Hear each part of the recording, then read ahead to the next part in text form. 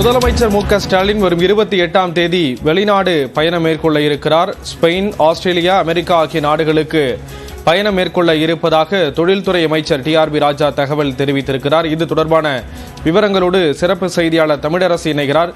தமிழரசி, விவரங்களை பதிவு செய்யலாம். ஸ்ரீராம், தொழில்துறை அமைச்சர் டிஆர்பி ராஜா செய்தியாளர்களை சந்தித்தார்.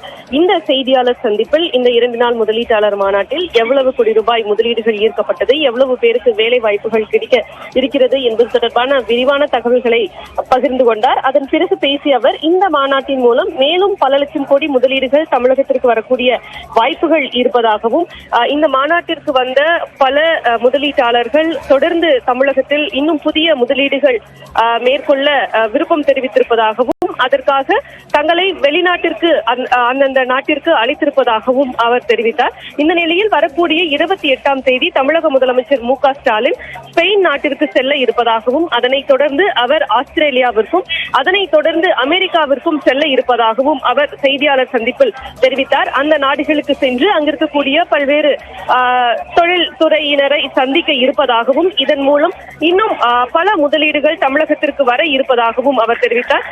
தொழில் முறை பயணமாக முதலீடுகளை ஈர்ப்பதற்காக வரும் 28ஆம் தேதி தமிழக முதலமைச்சர் ஸ்பெயின் மற்றும் அதனைத் தொடர்ந்து ஆஸ்திரேலியா மற்றும் அமெரிக்கா போன்ற நாடுகளுக்கு செல்ல இருப்பதாக பத்திரிகையாளர் சந்திப்பில் தொழில்துறை அமைச்சர் டிஆர்பி ராஜா தெரிவித்தார். ஸ்ரீராம், ஜனவரி 28இல் முதலமைச்சர் மு க ஸ்டாலின் வெளிநாடு பயணம் மேற்கொள்ள இருக்கிறார். அது தொடர்பான விவரங்களை கொடுத்தீங்க. நன்றி தமிழரசி.